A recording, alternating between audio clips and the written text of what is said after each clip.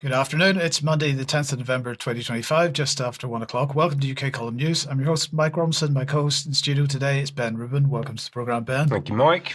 And joining us by video link are Sandi, Adams and Diane Rasmussen. Now, later in the programme, we'll have more from COP30, some news, some of it good, related to online censorship, and we'll be taking a look at Children's Wellbeing and Schools Bill. But we're going to begin with the chaos at the BBC. Because, as everybody will know by now, BBC Director General Tim Davie and CEO of News Deborah Turnus have resigned following criticism that a BBC Panorama documentary misled viewers by editing a speech by US President Donald Trump. Now, it has to be said there were a couple of other issues related to this that we'll get to a little bit later, but let's just have a look at what Panorama is said to have done. So the first clip here is what Trump actually said on the 6th of January 2021. We're going to walk down to the Capitol and we're going to cheer on our brave senators and congressmen and women. Okay, so that's what he said on the day, but this is what the BBC Panorama put out 1 week before people in the United States were due to vote in the presidential election 2024. We're going to walk down to the Capitol, and I'll be there with you, and we fight. We fight like hell, and if you don't fight like hell, you're not going to have a country anymore. So that was election interference, Ben, and but Britain doesn't do that, does it? It's only Russia does that. Isn't that what happens? We are pure and perfect. We would never indulge with that kind of thing. No, except that we did. Well, at least not us, of course. We stress the BBC did, as did many, many others in the British media. We'll come on to why that might be in a second. But anyway, let's just have a look at a couple of things that were said in resignation comments. So here's Tim Davie. First of all, I wanted to let you know that I've decided to leave the BBC after 20 years. He said, this is entirely my decision. And I remain very thankful to the chair and the board for their unswerving and unanimous support throughout my entire tenure, including during recent days. So if he had their support, Ben, why was he so keen to leave? Okay, silence, because that seems like an obvious question. I don't know. But we might be asking. Let's come back to Tim Davie for a second. So he went on to say, you might be asking, why now? Why this moment? And his excuse was that the timing allows a new Director General to help shape the next charter, because, of course, the Royal Charter is up for renewal. And the question is whether the BBC is going to continue in its present form or not. Yeah. He said, I believe we are in a strong position to deliver growth. Now, Deborah Turnus, then, for her part, did at least acknowledge that it was the Trump thing, which was at least partly the reason for her departure. She said, I've never been more proud of the work that you do every day, speaking about other BBC News journalists. She's, of course, was chief executive of BBC News. You really are the best of the best, she said. I've taken the difficult decision that it will no longer be my role to lead you in the collective vision that we all have, to pursue the truth with no agenda. The ongoing controversy around the Panorama and President Trump has reached a stage where it is causing damage to the BBC, an institution I love, she said. She finished by saying, my plea to you, please keep the courage to continue our mission. She didn't, but everybody else has to, apparently. I'm only sorry, she said, that I won't be there to lead you and champion your brilliant journalism. Do you recognize the brilliant journalism that she's talking about? No, absolutely not. And I'm amazed that it's this that has triggered this response. You think about all the things that have happened over the past 3, 4, 5 years, and it's this that's got them. Well, is it that? Let's just see. So to come back to the question, to Davie's question of why now. Well, it's because of a story that the Telegraph published at the beginning of the month about a dossier written by Michael Prescott and sent to the BBC board. Now, Prescott was an independent advisor to the BBC's editorial guidelines and standards board for 3 years, and he left in June. He left apparently because the BBC didn't act on the dossier, and he seems to have taken it straight to the Telegraph, or it was, quotes, leaked to the Telegraph. Now, in it, Prescott says, 1 week before polling day in 2024, the BBC aired an hour-long panorama special called Trump, A Second Chance. He said, I watched the programme and found it to be neither balanced nor impartial. It seemed to be taking a distinctly anti-Trump stance. I raised my concerns at the EGSC, and David Grossman, the senior editorial advisor to the committee, was asked to review the programme. He went on to talk about the editing of the Trump speech, but the Trump speech wasn't all that was mentioned. And I do wonder if it was his mentioning of the war in Gaza, which is the real reason for the backlash here. Now, the Telegraph goes on to say that when Mr. Prescott turned his attention to coverage of Gaza, he and Mr. Grossman had looked into a report by a Telegraph colleague, Patrick Sawyer, about journalists reporting for BBC Arabic who expressed what the Telegraph describes as vile anti-Semitic views on social media. And he went on to say in his statement, on no other occasion in my professional life have I witnessed what I did at the BBC with regard to how management dealt with or failed to deal with serious recurrent problems. The Telegraph didn't let it go, of course, and so 2 senior BBC executives have fallen on their swords, and this was a more recent article by the Telegraph. I broke the BBC bias story, said the journalist concerned. Its silence proves there is a serious problem. So that's that. The Telegraph has been pushing this for the last few weeks. But the question for me is there any more here than an internal deep state spat? Because, we're talking about Trump, who's been at the receiving end of British deep state operations since 2016, actually. And of course, the whole Russiagate was led by Richard Dearlove and Christopher Steele and the British intelligence agencies. We should raise at this point long-standing reports of connections and cooperation between the BBC and British intelligence. So here's one example of it from UPI about BBC cooperation. New questions about BBC cooperation with British intelligence. Links to this will be in the show notes. But the Telegraph also has connections with British intelligence. Why spies and scribes have a lot in common, said Philip Knightley. This article, written by Philip Knightley, who's a veteran journalist, quotes Eric Downton, who's author of a book called Wars Without End, and someone Knightley describes as a legendary Canadian war correspondent who worked with Reuters and spent 24 years on the Daily Telegraph's foreign staff. And this is what he said, according to Eric Downton. During my time with Reuters and the Telegraph, I was appalled by the extent to which the British news media cooperated with MI5, the security service, and MI6, the secret intelligence service, and this widespread use made of British foreign correspondence by SIX. Roy Pauly, foreign editor and later managing editor of the Telegraph, was a servile lackey to 5 and 6. Telegraph foreign correspondents were given direct orders to work with 6. When I went to Moscow for the Telegraph shortly after Stalin's death, I was ordered to work for the 6th man in the embassy, who had the usual cover of press attaché. Before I left London for Moscow, I was briefed by 6 officials on what they wanted me to do. And he finishes by saying the Times and the Telegraph, as I observed it, were particularly close to the intelligence services, but all the major British newspapers and the BBC apparently had degrees of symbiosis. Presumably, this sort of thing still goes on.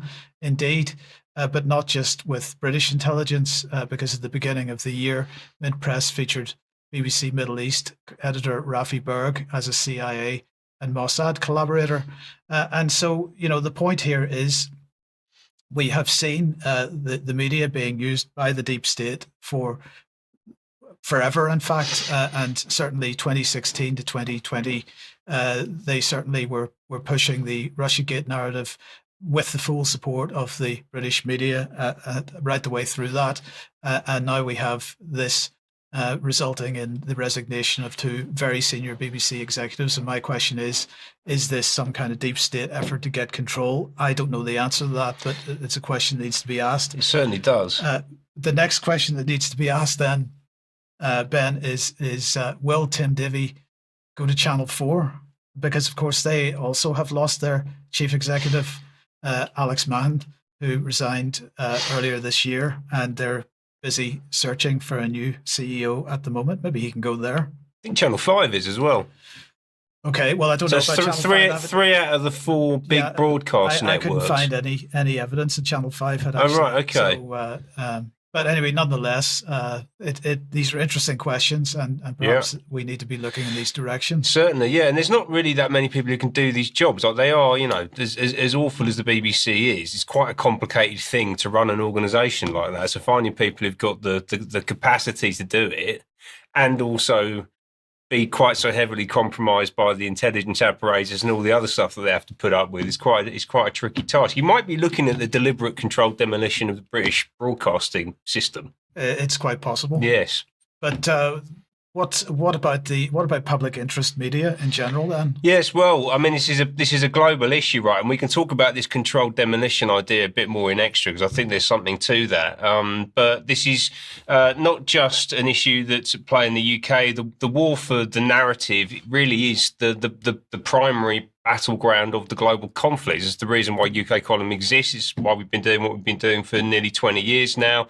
And things are ramping up. And I've actually got a little bit of good news for you, which we'll come to in this next segment, which is all to do with something snappily named as the Paris Declaration on Multilateral Action for Information Integrity and Independent Media. And I'm impressed with how you rolled that up. Yeah, I've been practicing all weekend. Yeah. And it all centres around this organisation, International Fund for Public Interest Media. I'll call it IFPIM, for that is what they call themselves. We talked about them a little bit previously. I spoke about them in February, and then they're also mentioned back in 2023. I'll put some links. You can go and have a look at those reports with a bit more background. But essentially, according to them, we fund public interest media for everyone because independent journalism has never mattered more. Now, you will probably note the slight paradox here, the conflict between the two statements, that we fund public interest media for everyone because independent journalism has never mattered more. And when they say independent media, that means media dependent on lavish funding from corporations, states, and billionaire-backed foundations. So states like Denmark, France, Estonia, Sweden, foundations like Ford, Luminate, the Rockefellers are obviously in the game there, Google and Microsoft, who are both part of the Trusted News Initiative.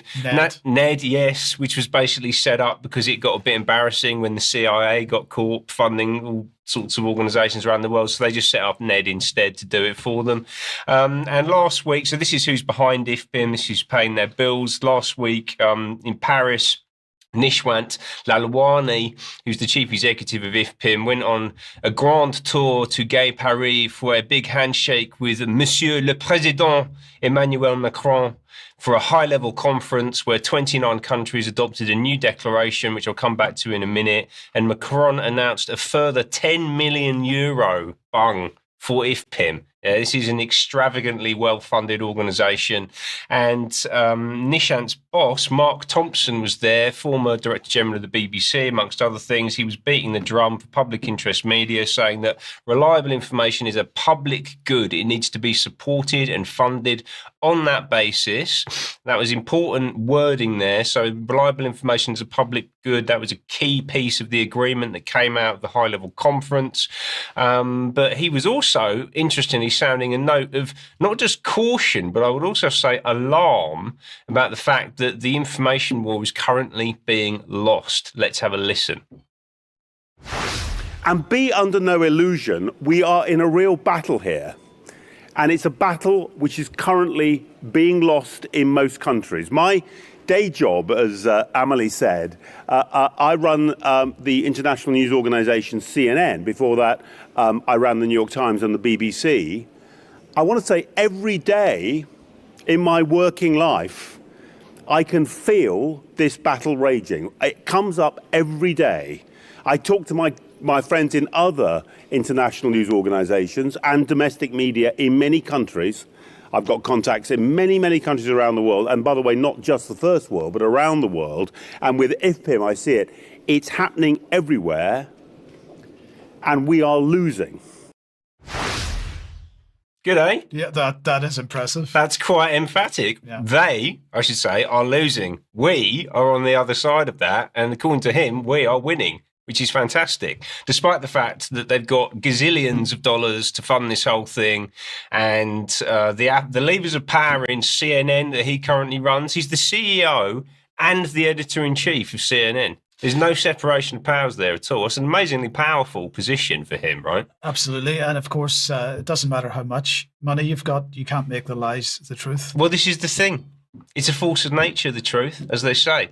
And they can't fight it, but they are going to continue to try. And their solution to this is the same thing that they always do, right? Which is to issue a declaration. That's what they've got. They think if they write it down hard enough, then that will change things, basically. So they issued this Paris Declaration. We'll provide a link. It's on the Elysee website. Worth going to read this, not too long, but I'll just summarise some of the key points. So this is said declaration. I won't read out the name again. You can see it on the top of the screen there. And essentially, they declared that independent media is a public good. They tell us that the world is facing an economic, social, and environmental set of challenges. They declare that the decline in information integrity in one part of the world affects all of us. So this is kind of this sort of interconnectedness thing that they're constantly pushing. They call for national and global action as well as multi-stakeholder cooperation. They love that word, multilateral, multi-stakeholder. I think it's in this document about 20 times. It's all grounded in UN policy, so it's governed by the United Nations Global Principles for Information Integrity. It talks about interconnected challenges that I spoke about a moment ago. They welcome, very specifically, they name International Fund for Public Interest Media. That's a named organisation in this communique, amongst a few others. And they are committing themselves to sustained public support based on multilateral and multi-stakeholder collaboration as an issue of national and collective security, and that's going to require coordination across, again, multilateral, intergovernmental, and again, multi-stakeholder institutions. And this is all they've got for themselves, as far as I can tell. I'll draw your attention specifically to Clause 7. I thought this was particularly interesting, which is what they say is mainstreaming information integrity as a cross-cutting theme, which is basically propagandizing the population at every level to understand that the information is a national security issue. And basically saying, recognising the importance of access to reliable information as a condition for achieving wider policy goals. Everything hinges on this, including social welfare, gender equality, crises and conflict resolution, inequality reduction, strengthening democratic norms, national security, promoting transparency, exposing illicit financial flows. They're definitely not interested in that, and combating corruption. And of course, importantly, addressing the impacts of climate change, which is the unifying theme that ties all this stuff together, as Sandi and I are going to talk about a bit more later on in the show.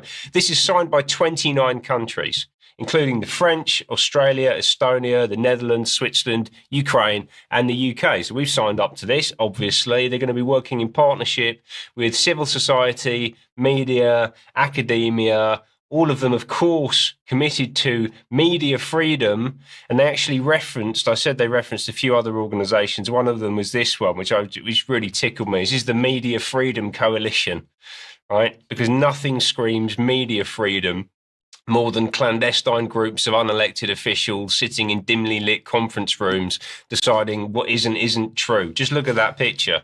How many of them have 5 or 6 involved in their job titles? Yes, well, quite, exactly. And it's directly controlled by UNESCO. So actually all of this sort of it's independent. It's like, no, everything's cascading down from the UN and you're just playing along, right? And they expect people to go along with this for some reason. And they can't see how this is completely incredible, as in it's unbelievable, So no wonder they're losing. Thank you for that, Ben. Okay, let's move on then. And Diane, welcome you to the programme. And we do take a look at parliamentary legislation from time to time. And the Children's Wellbeing and Schools Bill is at the top of your list. Yes, thanks, Mike. Hello, it's great to be here today, everyone. I just wanted to talk a little bit about what's going on with the Children's Wellbeing and Schools Bill. I previously reported on this back in the 6th of January, 2025. So it's gone through the House of Commons. It's now sort of in the reporting stage in the House of Lords, and there's really no expectation whatsoever that this will not get passed. Part of what happened as this bill has been in development under the Labour government and Bridget Phillipson, the Education Secretary, and the other sort of government officials that are involved in this, is that they have involved a large amount of consultation, as they're saying, public consultation, but mostly the so-called experts, in particular the academics. And so in just recently, what happened was this report that was commissioned by the government to have a so-called independent curriculum assessment. So what needs to be taught specifically in England going forward, which will be mandatory to teach all children under this Children's Wellbeing and Schools Bill, which is expected to go into place in the next year. And then the new national curriculum, as being proposed right now, will take effect in September 2028 to give schools some time to prepare. The issue here, of course, is that there are a lot of problems with the Children's Wellbeing in Schools Bill. It causes a lot of problems for people who want to homeschool their children, for people who have different types of schools. And the idea is that basically there will be a national curriculum that everyone has to be taught under what is being proposed here. And so this is what I want to go into a little bit more today, is the result of this report and who is behind this report and what's going on with it. So the documentation for all of the policy documents in the report, as well as on the government website, is available in the show notes.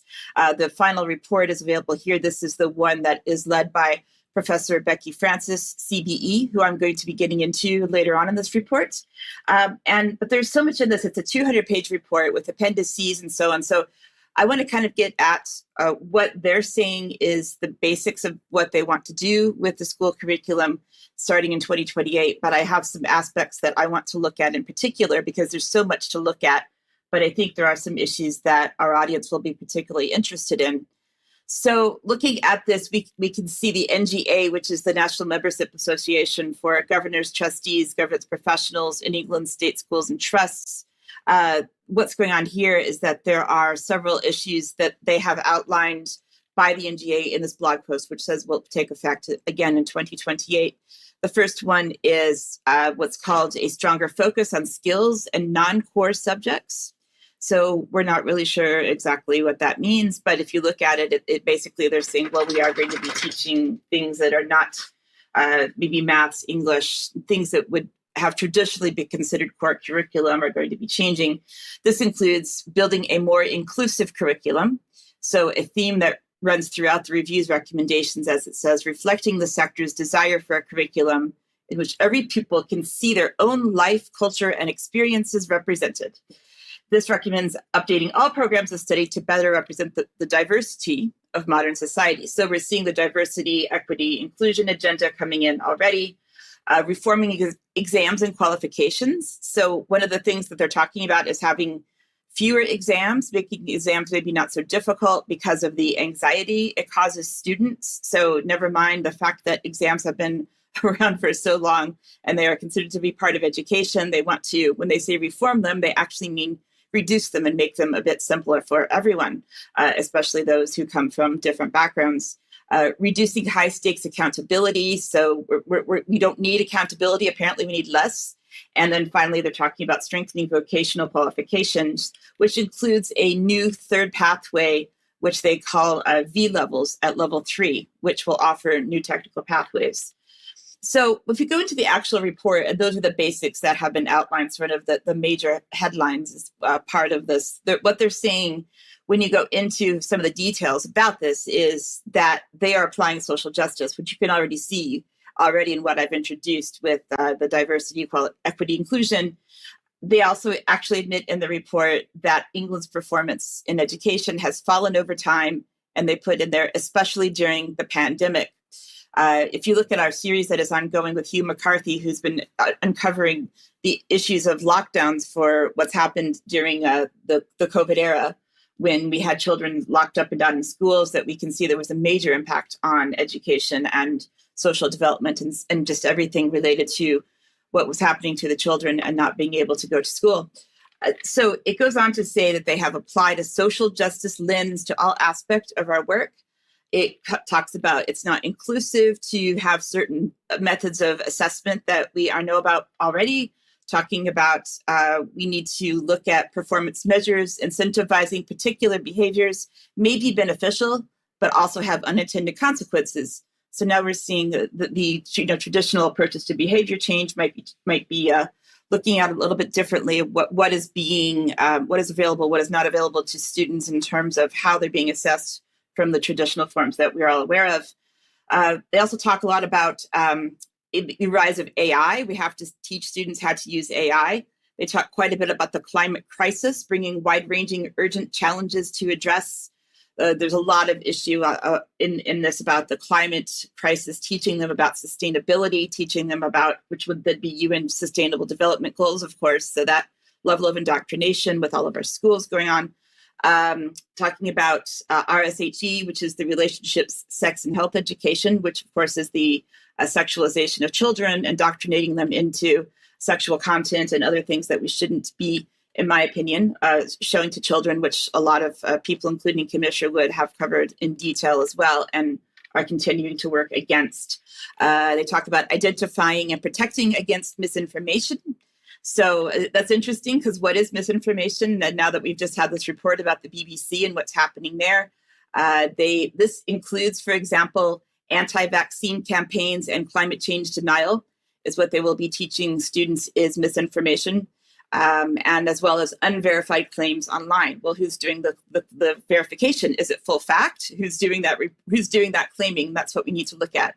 They talked about issues of believing in conspiracy theories, that this is a problem.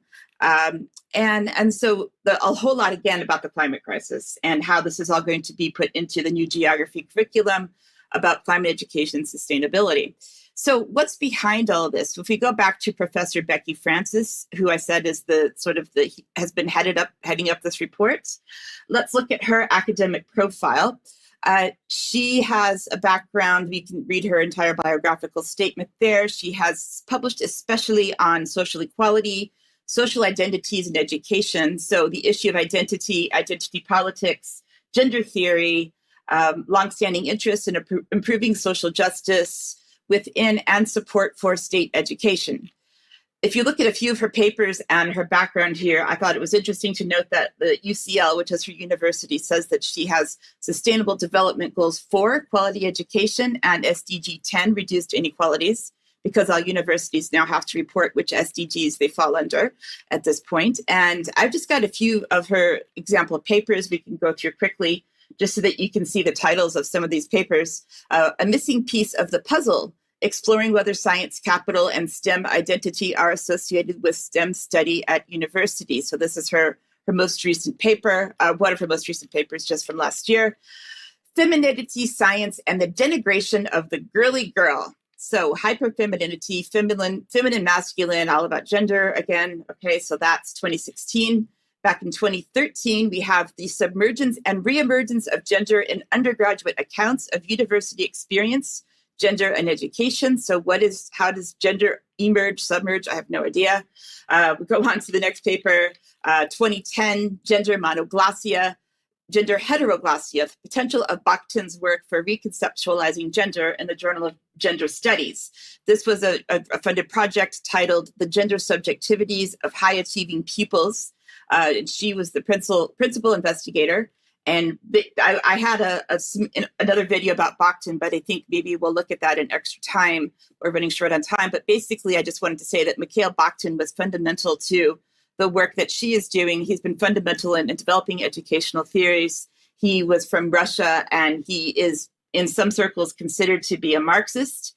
And so we're seeing now that sort of where this is all coming from is that it goes back to a very certain view of education, and he's important in education because a lot of these theorists and gender critical people, and well, not gender critical people, gender inclusive people, I guess we could say, they're all basically saying that we need to change education and the way it's done fundamentally, because this will then therefore promote this type of very progressive ideology that these professors are promoting. So I just wanted the audience to be able to see what is actually at the core behind what is being going to be taught to schools in England starting from 2028, Mike. Thank you, Dan. Thank you for that. We will talk much more about that in extra, no doubt.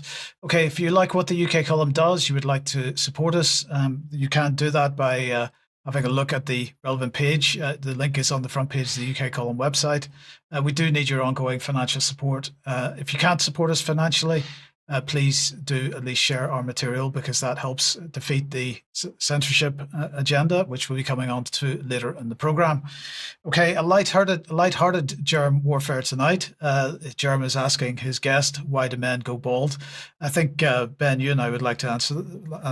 Yeah, why has he asked this lady with the lovely hair? Why is he not talking to us? Well, I notice he's wearing a cap, but I'll say no more about that. Oh, you think he's worried?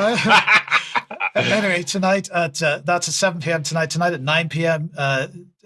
Carl Zha is talking about China's AI dominance being inevitable and answering why that is. So you can make your own decision if you have a look at that tonight.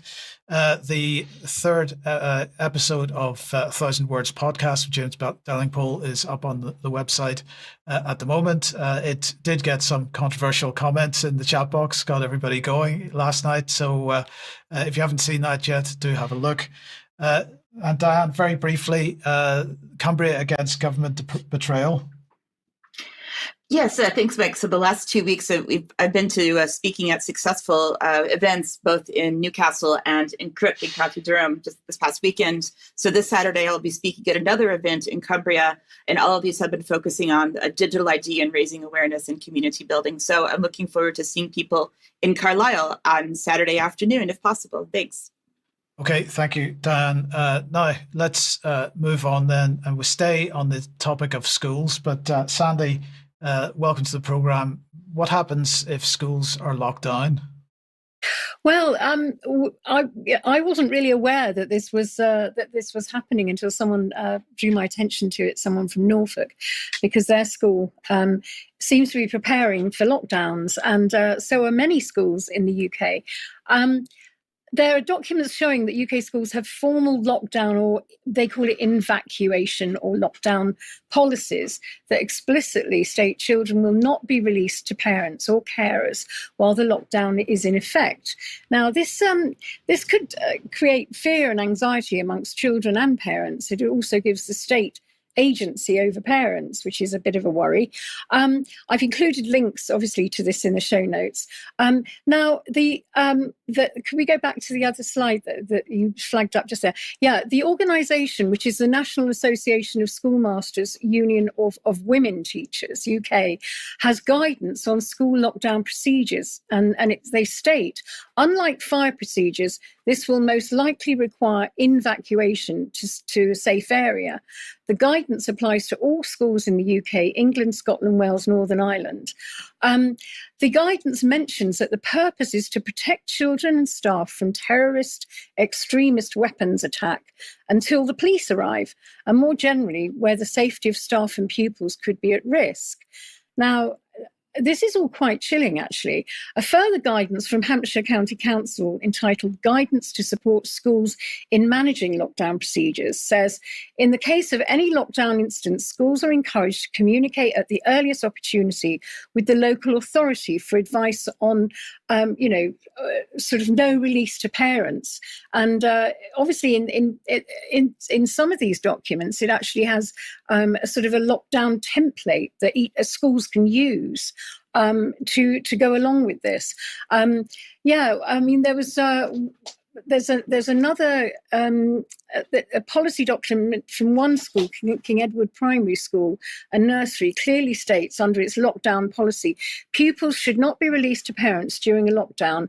Parents will wait for us to contact you about when it's safe to collect your child and when and where this should be from. It also means that there's currently no access in or out of the building. Parents will be informed not to contact the school. Contacting the school will block the school's telephone lines when they're needed. So this document, explicitly sets out that during the lockdown, the school will not permit children to go home or be collected by the parents until the all clear.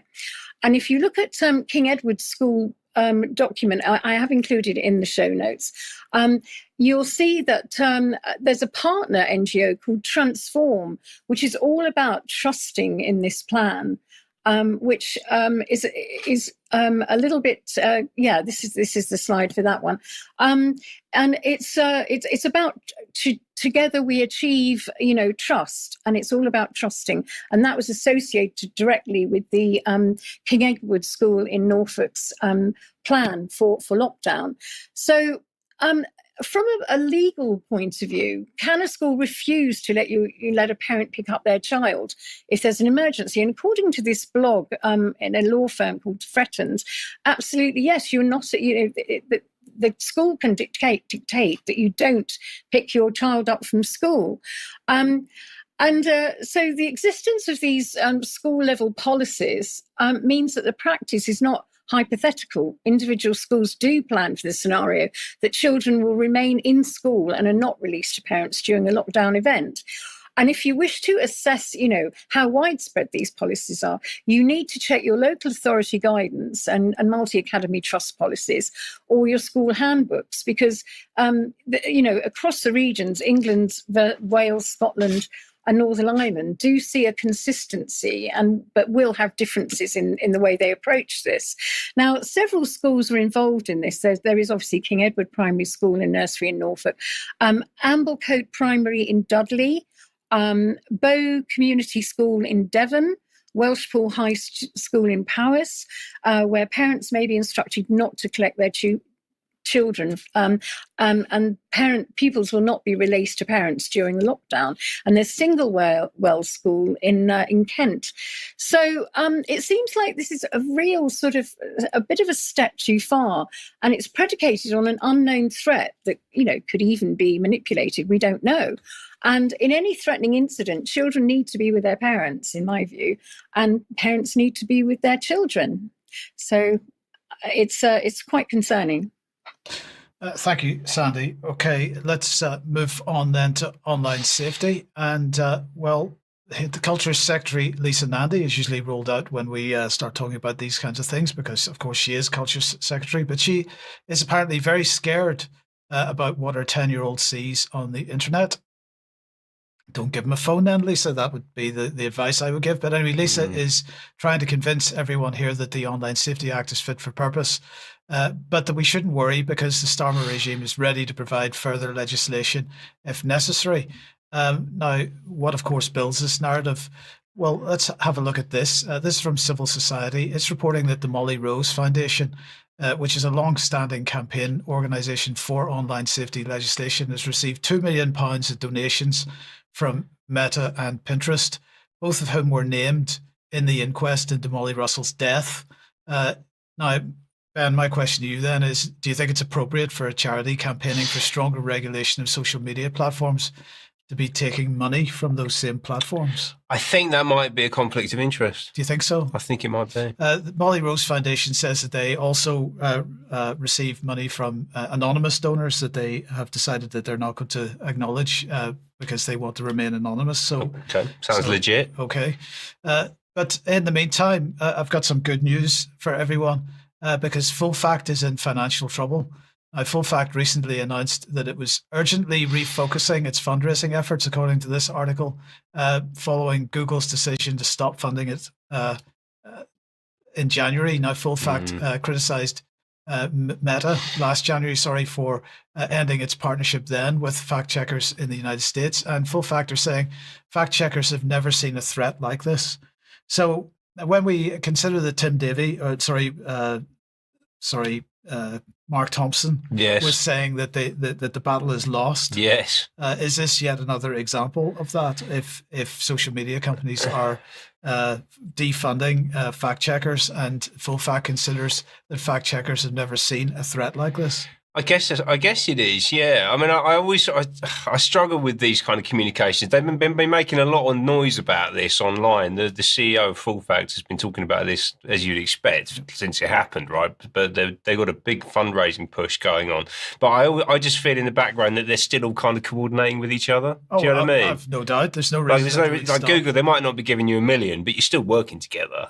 That is true. Well, look, in the meantime, Unheard has been lauding the success of the Online Safety Act here in stopping Brits from accessing pornography. Now, this article is by Josephine Bartosz, who's often heavily criticised for being an anti-trans commentator and campaigner, but she's more of a campaigner for women's rights, and it's clear she considers pornography to be a bad thing, and I don't particularly disagree with that. But anyway, she's excited in this article that Pornhub has claimed that their British audience has fallen by 77%. And so everyone on the right of politics should be celebrating. But I mean, this is complete nonsense. First of all, the 77% figure comes from Pornhub themselves, who have an interest in convincing the authorities that the steps that have been taken to so-called protect children are working. Because they don't want any further regulation. Secondly, no one to date has done any significant research on the actual use of VPNs, as virtual private networks, to circumvent the age assurance scheme. And Ofcom isn't doing that work because they equally want to convince us all that age assurance works. So everybody's got an agenda here, and the 77% is therefore nonsense because it can't be proved. And Bartosz is simply misleading her leadership, in my opinion, by reinforcing that claim. But the other thing she's doing is ignoring the elephant in the room, which continues to be that adults are still absolutely able to pose as children on websites aimed at children. So it should be no surprise then that in Texas, Attorney General Ken Paxton says he is suing Roblox, however you pronounce that, over flagrantly ignoring safety laws and deceiving parents about the dangers that Roblox poses to young people. He said that Roblox is a, quotes, breeding ground for predators, accusing them of putting pixel pedophiles and corporate profit over the safety of children in Texas. Now, last year, Roblox announced that it's going to block under 13s from messaging others on the platform unless a parent or guardian grants permission. How do they even know what age the kids are? They don't. And just make the point, finally, that Roblox is banned in some countries, including Turkey, over the risk of grooming. So perhaps Josephine Bartosz should consider this rather than celebrating age assurance, which is no more than a front for digital ID and has nothing whatever to do with protecting children or adults, for that matter, from pornography. But anyway, where does that take us? We're building the ultimate trading business, Ben. Who's building the ultimate trading business? Someone's building the automated trading business. Yeah, this is Quadrature. Let's get that up on screen. We can see this. The ultimate automated trading business. You'll note there's no people in this video at all. We talked about Quadrature previously. This is a trading business, algorithmic trading business based in the City of London and the Cayman Islands, highly tax efficient. And it's part of a network of international capital, ruling class families, Zionist groups, UK government-backed supposed NGOs and international corporations, many of them linked to the World Economic Forum, who are funding and enabling a basically astroturf neo-Marxist revolution to bring in a completely new system of governance in response primarily to this supposed climate crisis. The climate crisis, we've got to change everything in response to it. And Quadrature are right at the centre. It's basically they call it the ultimate automated trading business. This is like a perpetual profit generating machine. I think they've got a huge data analytics system that basically tells them if X, then Y across the whole economy, and they just sit there taking a skim off everything. And it's completely opaque. It's a black box trading system. It's based in the Cayman Islands, so it's super tax efficient. And it's actually described by people in the industry as being a bit of a cult, right? So we can just see that up on screen. It's a bit of a cult. We have spoken about them previously. I'll put a link to some of the recent reports. And it's the cult that's run by these two fellas, Greg Skinner and Sunil Setia, who are big-time maths and science guys, finance backgrounds. They've been running this for about a decade now. They're very politically active, including by throwing loads of money at the Labour Party, which they did last year. I'm going to say it was just bad luck that they gave it to the Labour Party in the window where they didn't have to declare it before the general election. I'll give Keir Starmer the benefit of the doubt, right? Of course. Yeah, of course. I think we should do that. But they're not just giving it to politicians. They're also throwing it into an extraordinary number of different supposedly charitable organisations around the world. A lot of that is being driven out of this thing, which is the Quadrature Climate Foundation, which they established in 2019. So it's been going for 6 years now. And they're basically saying that the new climate reality demands unprecedented climate action. It's run by its trustees, including the 2 Quadrature founders. But it gets really interesting when you go and look at the advisory board, because you've got Rachel Kite, who's the UN climate envoy from the UK, who absolutely will be at COP. So like she's straddling that kind of public-private thing perfectly. Jeremy Oppenheim, founder of Systemic, which is basically ideas and capital. They talk about disrupting global economic systems to introduce new models that make them a lot of money.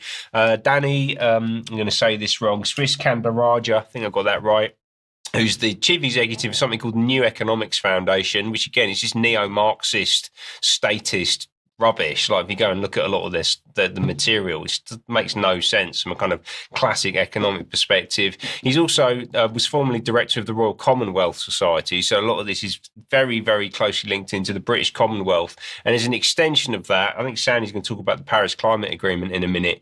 That was basically developed by the Commonwealth and then implemented by the UN. Commonwealth is extremely influential in this space. And that's overseen by Charles III, who's the head of the Commonwealth. And if we can just get that back up on screen, the other trustee, the advisory board member of note was Emily Shukba, who's a climate scientist from Cambridge University. She also co-authored the Ladybird Book of Climate Change with Charles III, because they're just absolutely going after kids at the moment. So they're putting shed loads of money into lots of international groups, so over $1 billion, 234 organisations, some of them of note. Rockefeller Foundation, so putting money into the Rockefeller Philanthropy Advisors. A thing called Southall Black Sisters, $4 million over 3 years to this organisation, Southall Black Sisters, based up in West London. So kind of community organising group. You've also got the Club of Rome, right at the pinnacle of the whole climate agenda at the bottom there. You can see they give them $500,000. The New Economics Foundation, which is actually run by one of the people on their advisory board, that kind of conflict of interest term coming back into play maybe. IPPR, progressive think tank, $4 million. E3G, couple $100,000 to run Climate Action Week. And then the London School of Economics. This fund called the Amalgamated Charitable Fund, this is Black Feminist Fund, $10 million over 3 years. They're putting into this fund up in North America. And importantly, for the purposes of today, this thing, Civic Power Fund. This is to support community organising infrastructure for UK climate resilience. Right, just going to have a look at them, shall we? So this is their website. We can achieve so much more when we're organised. Community organising. This is Saul Alinsky. Yeah, this is radical Marxist revolutionary organising being funded by international capital. Right, and it's all across the UK. They talk about their strategy being around organising people, building sort of civic infrastructure, funding the mechanics for doing this on the ground work, putting new leaders into place who obviously have nothing to do with traditional leadership structures here in the UK. As I said, they're all around the country. Particular focused on North Manchester, North Wales, Hampshire and Surrey, but they're absolutely everywhere. And as I said, they've been given the thick end of £3 million for the next 3 years. And that's just from this one foundation.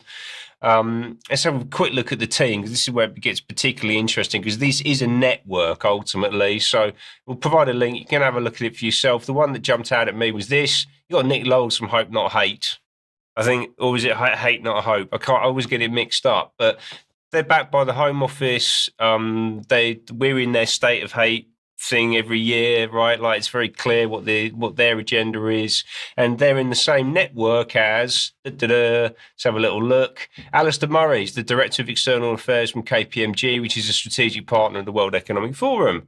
It's funny that, isn't it? It doesn't seem to make sense how all of these things go together, but they do. And then just the final one for today's purposes, and I'm really just skimming the surface here, Citizens UK, which is vice-chaired by this lady, Nalene Cohen, who's also the chair of the Elith Synagogue in northwest London, which is connected to a bunch of Zionist organisations, which is a very, very common theme in this area. And you can see a bunch of those other foundation groups at the bottom there who are ploughing money into this whole thing.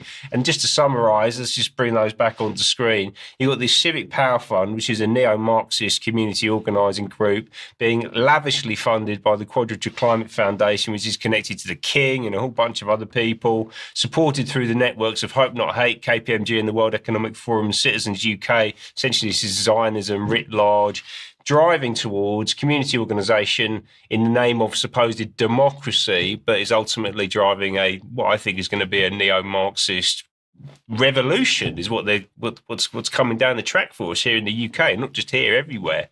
This is the landscape that we're dealing with at the moment. Thank you for that, Sandi. Let's come back to you then, and you got a bit more on COP30. Yes. I mean, further to what you covered on Friday, I've just been looking really at the COP conference and what they've got sort of 6 items that they want to address at the conference this year. And the UN have said that these 6 issues will dominate this conference. So the number one of the issues is how to prevent runaway global warming, they're calling it again, which is interesting.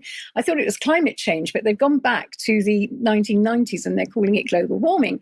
The second one is how to protect communities from climate impacts. Number 3 is how to make good on $1 trillion promise. This is what it's really about. It's really about all the money, follow the money.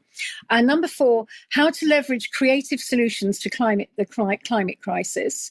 Number 5 is how to ensure fair and inclusive transitions. And number 6, now this one made me laugh, how to capture the mojo of Paris. And they're nostalgically looking back to the Paris Climate Conference in 2015 and thinking, oh gosh, if only we could have people on board in the same way as they were then, which is quite interesting.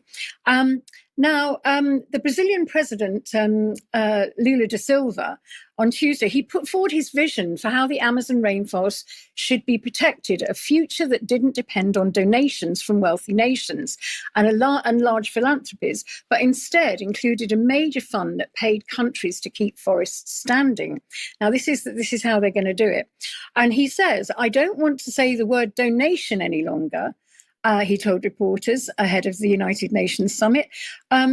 He said, if someone gives us 50 million, it's nice, but that's nothing, he said. We need billions to deal with our problems of people who are living there. Now, as I go on, this will kind of unfold.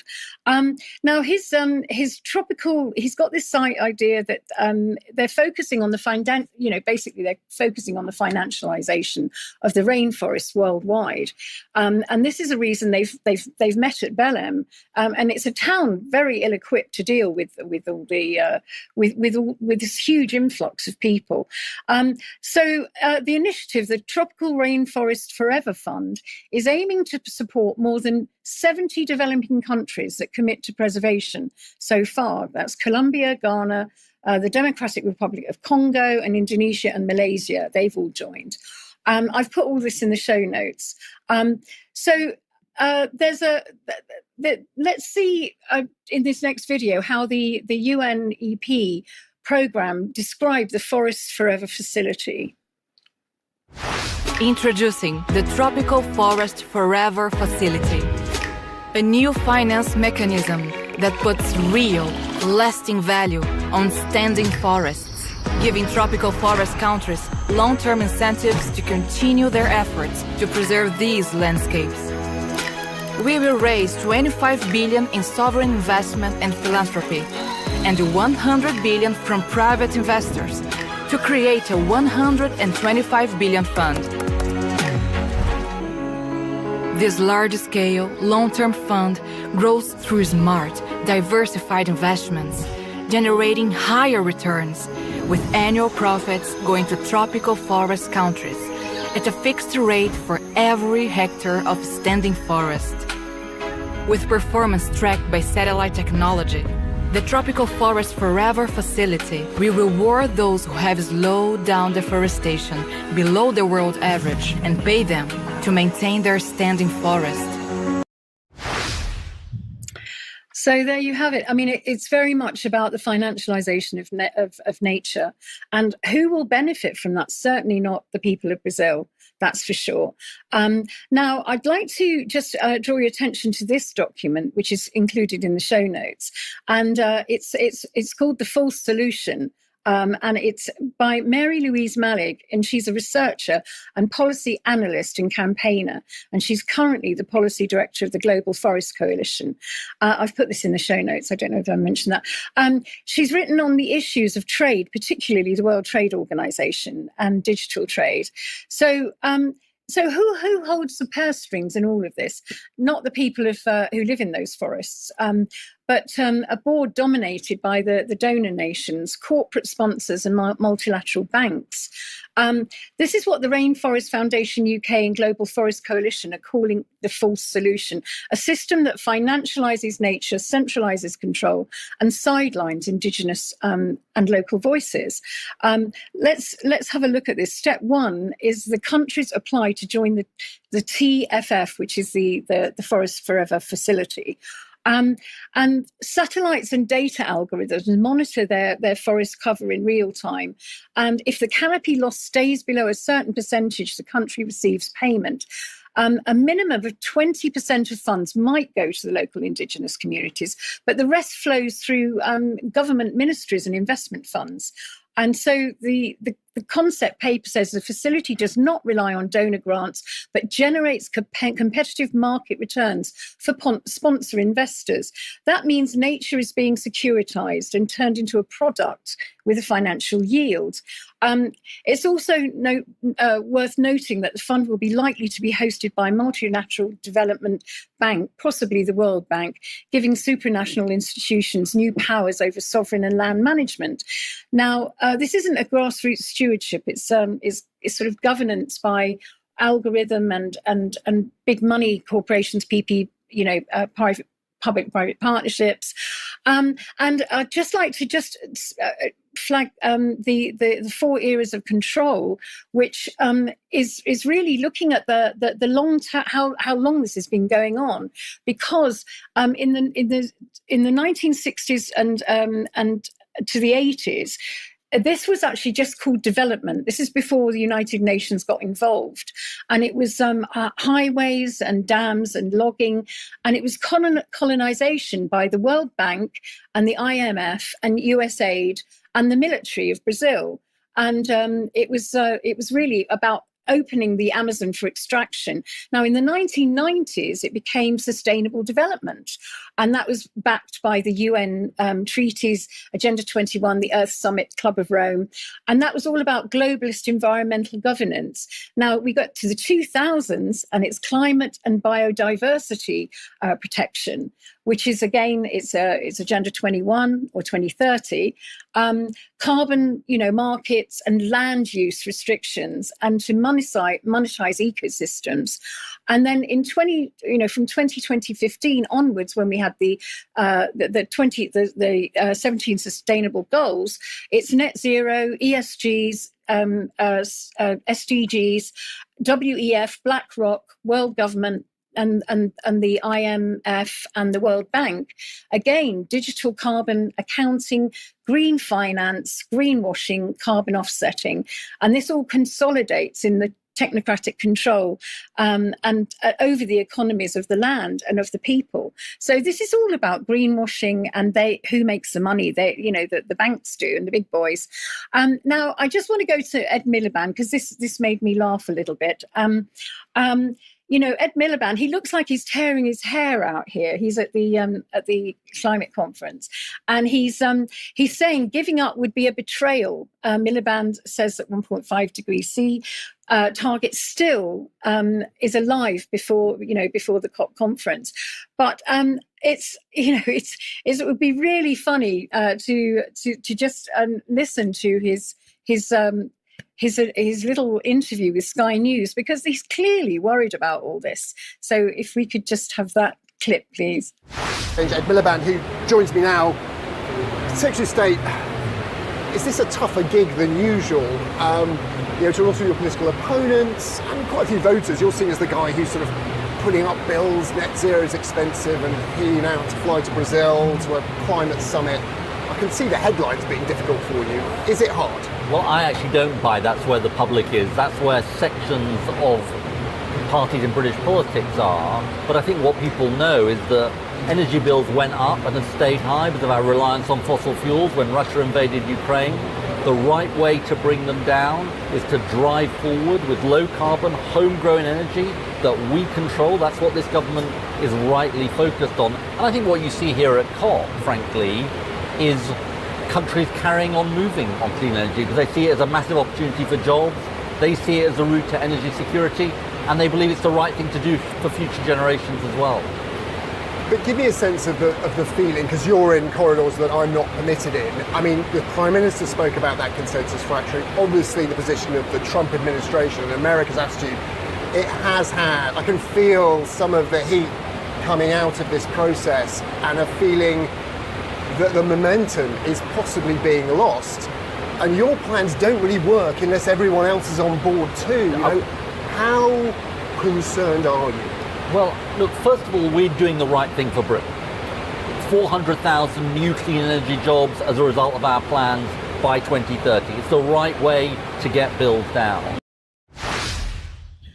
Well, there he was digging himself into a very deep hole, in my opinion. And have our bills gone down? No, they haven't. And do renewables work? No, they don't. Back to you. No, indeed. We can talk more about that in extra as well. Very briefly, Diane, let's just end the programme with back to the BBC, in fact. Yeah, since we started with the BBC, I guess we should finish with the BBC today. The BBC has upheld what they're calling impartiality complaints, 20 of them, over the way presenter Martine Croxall altered a script she was reading live on the BBC News channel. And that's according to their wording. Let's take a look at this clip. Malcolm Mystery, who was involved in the research, says that the aged, pregnant people, women, and those with pre-existing health conditions need to take precautions. So she had these 20 complaints, and they were all upheld recently by the BBC's Executive Complaints Unit over her facial expression. So you could no longer make a certain face without getting 20 complaints against you, saying that it was violating their laws of impartiality, basically. Of course, we did have lots of people on the other side, which was mentioned in this article, saying that there were people who congratulated her for expressing views on this, including J.K. Rowling, who posted on X that she has a new favorite BBC presenter. So it's very unfortunate. We all know how, as I certainly know, how stressful it is to go through these complaints, even when you're trying to stand up for what you believe to be reality. But I thought it was worth mentioning, considering that, what is impartiality now? We're seeing what's happened to the BBC just, in the past couple of days, really, Mike. Yes, indeed. Well, look, Martine should be sacked for that, shouldn't she? I mean, other people get away with all kinds of much worse things on the BBC, but we don't need to worry about those. We got to censure people who make expressions. Absolutely. Yeah. I hope everybody realizes that was a sarcastic statement. We got to leave it there for today. What a news. We will talk more in extra. And if you're not a UK Call member and you can't join us for extra, you're missing out. So please do join us. See you then in a few minutes. Enjoy Jerem tonight and Carl Za as well. We'll have an interview tomorrow at 1 p.m. and we're back for the news at 1 p.m. on Wednesday. See you then. Bye-bye.